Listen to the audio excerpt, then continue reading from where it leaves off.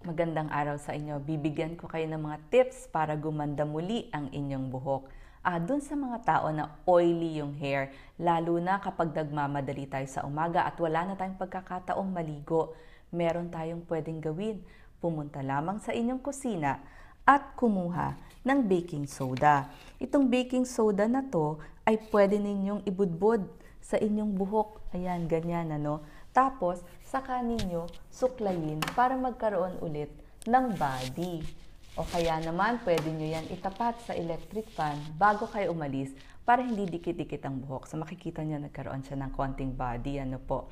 At ang paggamit naman ng maraming chemicals sa ating buhok, katulad ng mga hair gels, hair sprays, mga pangkulay, ay maaring magpawala ng kintab ng ating buhok. So, magiging dull siya at dry.